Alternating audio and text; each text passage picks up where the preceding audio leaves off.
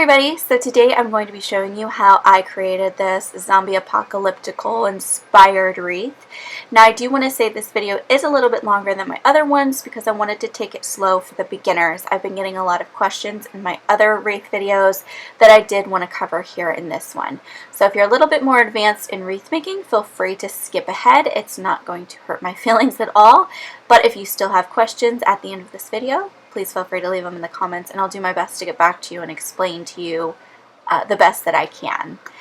I also want to say that when I start out with these videos, a lot of times they are very unplanned. So I have no idea where the wreath is going to go, and there may be cuts where something is there and then something is not there.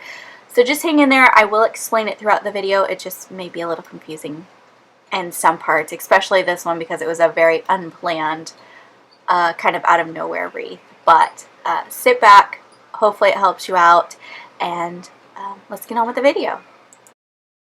Alright, so I'm going to take the 14-inch metal wreath ring frame from Dollar Tree, and I'm going to start attaching my pipe cleaners to it.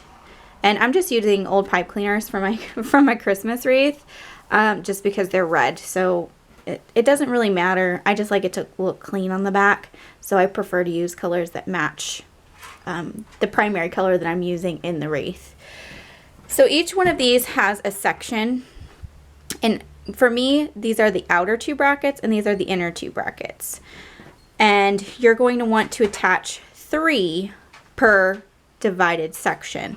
So you're going to take your pipe cleaner, and on the middle 2 bars on towards the inner portion, you're going to attach 1 towards the center, and then down at the bottom of that section you are going to attach 2, and you're going to repeat that throughout here, and you will have 12 total, so 6 on the inside and 6 on the outside. Now I decided to go ahead and do 2 red and 1 black, just because I feel like black is a darker color and I don't want it to be just overpowered with just a full black wreath. So I'm going to do 2 red, 1 black, and it's going to be just like that: red, black, red.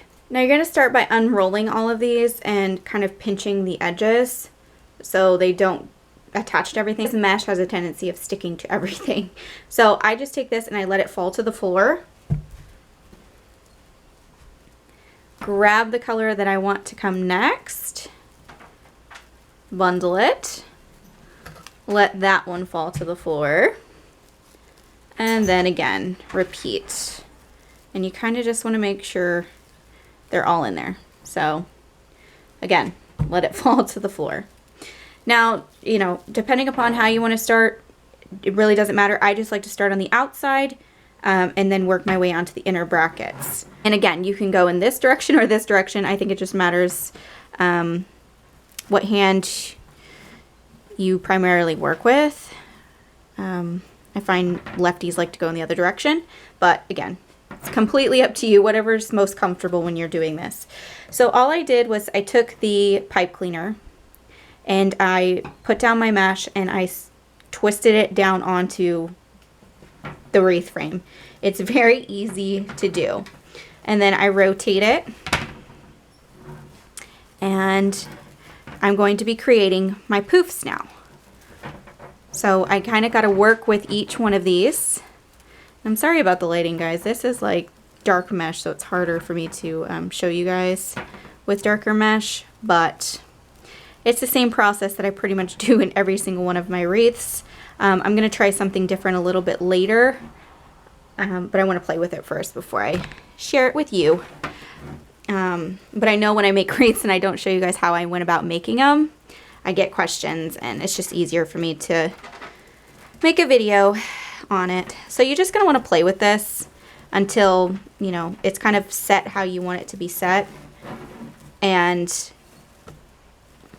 you get ready to attach it to the next one on the outer corner.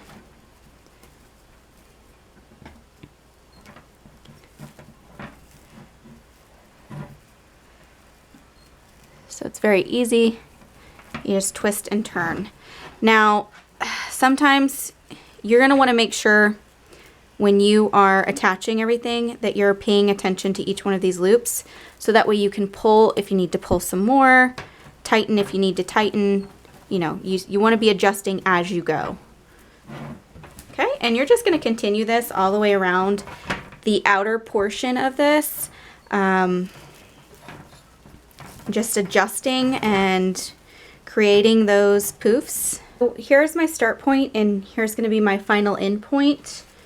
You're just going to do the same thing that you've been doing, as you know, creating that poof there. You're going to pull it over and make sure that your poof is exactly how you want it, because once you cut, there's no pulling and tugging on the final one. So you really have to be careful here with this one. So I usually just take and I tuck this little tail that I created towards the back of the wreath. That way it's not poking out. But you're just going to adjust and make sure that the poof looks the way that you want it to look. And then you're going to tighten again using your start point. We're just going to keep using these pipe cleaners, guys. That's why I like the pipe cleaners, because I don't have to keep attaching over and over and over again. But then you just take and you be careful not to cut your wreath. I've done that before and that's no fun. And you just cut as close as you possibly can to it.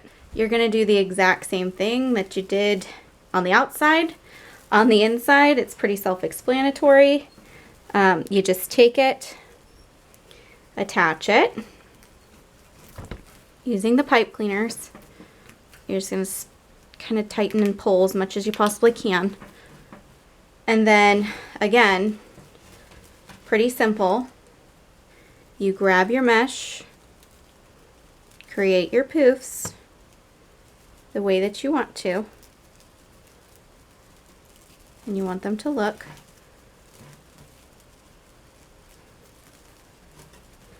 And then you start kind of filling it in. So what I like to do is I like to take the outer ones and kind of turn them that way, so that way they're not getting stuck. And then each one of these poofs, what I want them to do is kind of overlap this gap here. So that's what I'm kind of looking for when I'm creating these. I want them to be nice and full, overlap what I've done on the outside, and try to hide the wreath frame as much as I possibly can. And then you just attach it down to the next one. Okay, I am now coming to the end of the inside, and we're going to do the exact same thing that I did on the outside. I'm going to create my poof. I am going to kind of trim it as close as I possibly can. But remember, if you cut too short, there's no fixing it, and you're going to have to redo the whole inside. This is just how I like to do it. This is how, you know, I am making mine, and if I don't show you guys, 9 times out of 10, I get asked how I did it, and it's just easier for me to do a video instead of trying to explain it. So, again, be careful when you're cutting.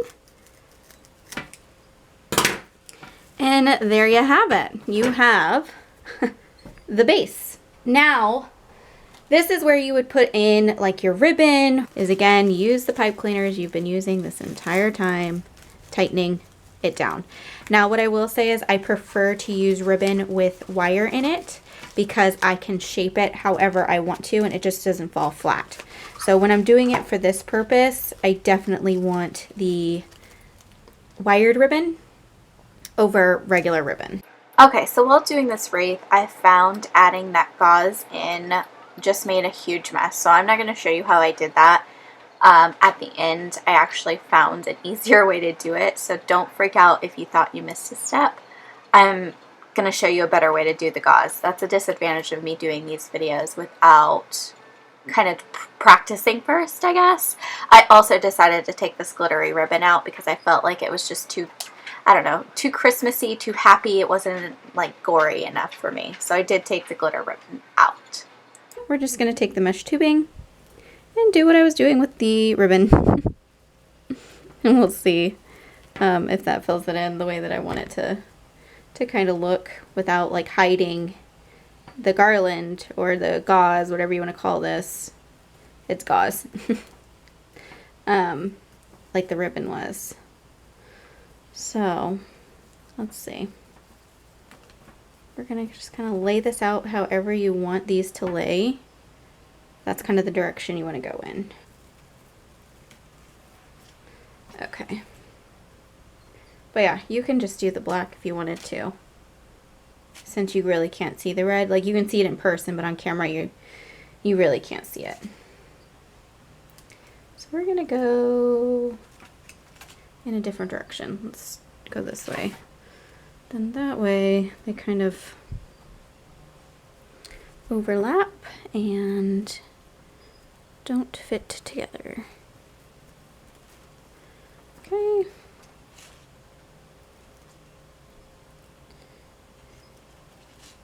Sometimes they come a little bit twisted and flattened, but if you like kind of twist them and pull them, they poof back up again.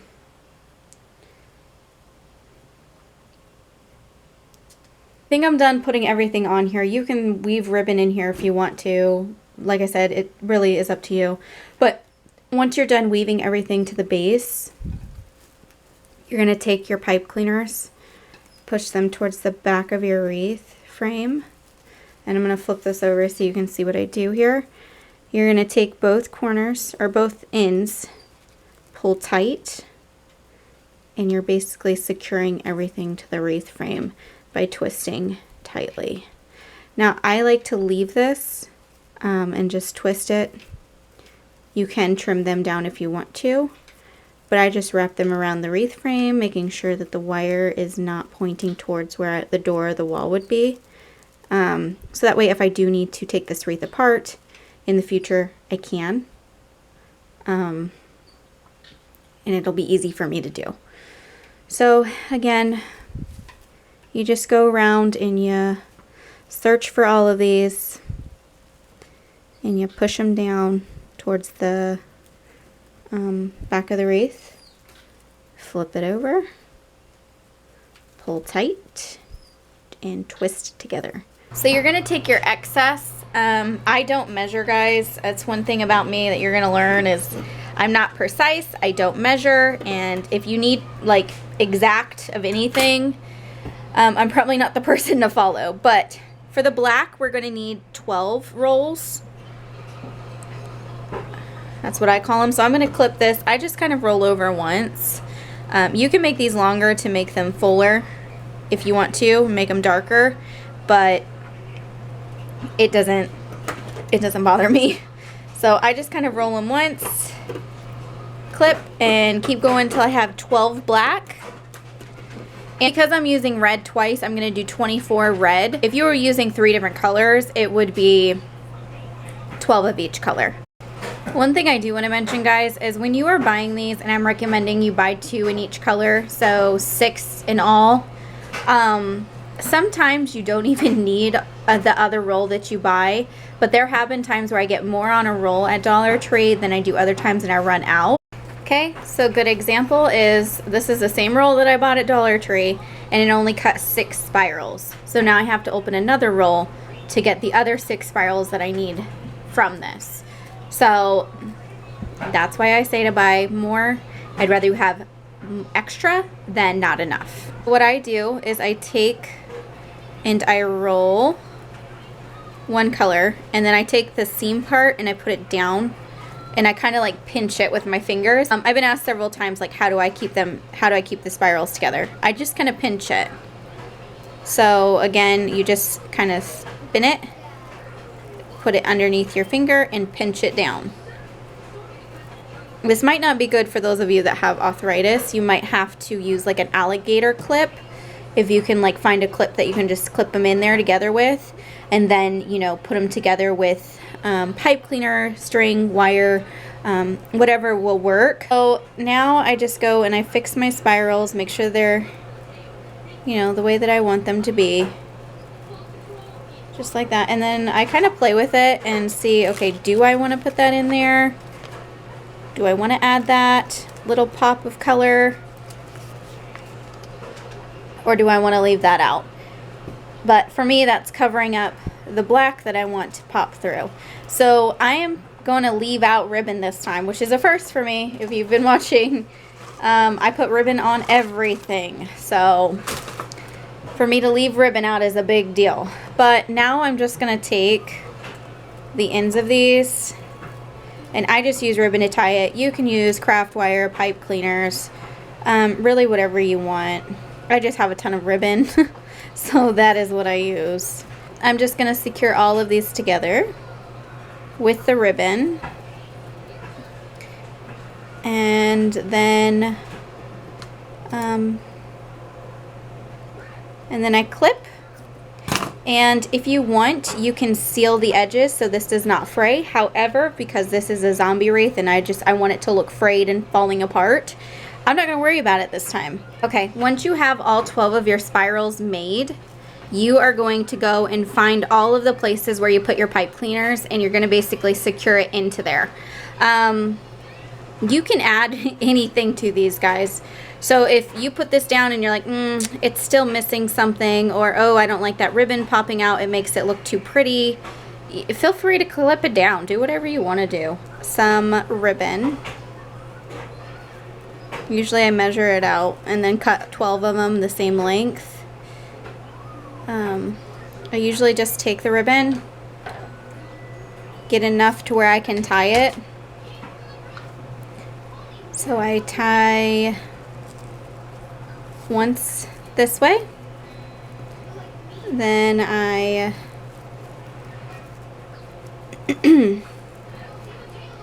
take it down through the bottom of the wreath.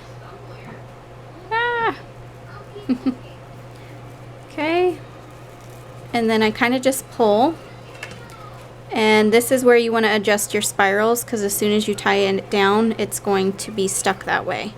So I just kind of adjust, make sure it's filling any gaps or anywhere where I'm seeing the wreath, and kind of, you know, giving different colors so it's not just all red. And then, you know, adjust your mesh tubing as well.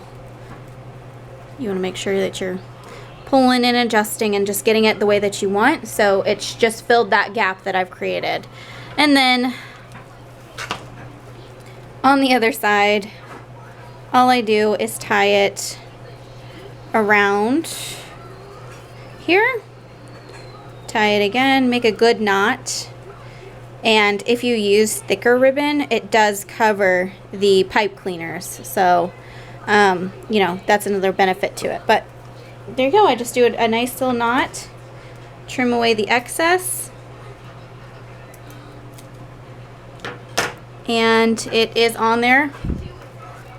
And then you just keep going. You basically just keep going with every area that you had a pipe cleaner in. And I found these Halloween chains. I have no idea if I'm going to actually put them on this wreath or not, but they were $3 for a strand of them. But then I found zombie signs, which I was really excited about. This one says, "Do not enter undead inside." So I wasn't sure if I was going to like that sign on there, or if I was going to like this one, "Warning, zombie apocalypse, infected inside." I think I kind of like the color of this one better. I went ahead and at the bottom popped 2 holes, and the top already came with 2 holes for hanging. What I'm going to do is I'm going to lay this on here and figure out how I want it to go. I think I want it to sit like this. I think that's how I pictured it. So I'm just going to take craft wire, and I'm just going to measure it out. These are wire cutters. So I'm just going to measure out enough to put through this frame, or put through the picture down through the frame. So I'm going to have to do that 4 times because I'm going to secure each corner down. So go ahead and just do that. You can get this at Walmart. And this has lasted me quite some time. I've used it on a lot of projects. I just like my wreaths, I like to be able to change them, nothing to be permanent. That way if like the gauze comes out or the sign fades, or you know, something comes off, we can easily fix it and replace it. So that's kind of how I prefer it. But if you want it to be permanent, then you know, you can go a more permanent route of hot gluing things. And I would recommend you use E6000 though if you're going to glue, because that's more an all-weather type of glue versus hot glue, which can melt in warm temperatures. So I'm going to take, and on each corner I am going to match this up here so I have an even amount. Oh, come on! And I am just going to twist there and just create little like hooks for me to use. Okay, so once you figure out how you want to lay it, which one you want to be your top, your bottom, your sides, usually holding it up against the wall out in front of you helps. You can put the craft wire on, and you're just going to feed this down through. Try not to get it caught in the mesh so you don't rip it. And you're just going to feed each section through and kind of have it sit where you want it to sit. So once I have it kind of sitting where I want it to be, I take the craft wire and I start just attaching it to my wreath frame. So you can just twist and you can attach it to 2 bars, 1 bar, you know, really whatever you want. I just twist it together and then I secure it to the frame.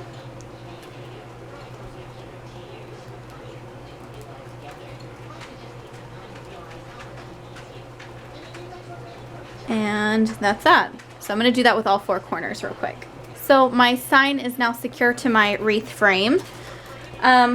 I am going to go ahead and start weaving in this stuff. Figured out a better way to do this. Leave this till the very end. And what you're going to do is you're just going to loop it through wherever you want it. And then just tie it in a knot on the back. And then that way when the gauze starts to fall apart on you, you can just easily untie it or cut it off and retie a new piece of gauze on. So that is how I would recommend you do this from here on out. I'm going to show you what I did here. I just took a corner like that, just a little corner piece, and now I have to decide where I want to put another one. Let's go ahead and put one down here. So I took the 2 bottom rings and I tucked it down in there. So just tuck it and pull enough that you have enough to tie with, and kind of, you know, adjust how you want this to look on the wreath. And then come underneath, tie a knot, cut, and go. So that's just how I would do it if I were you. And then you can, you know, kind of pull and adjust. And I would grab a couple of these though. I wish I had more, but I can easily just replace these.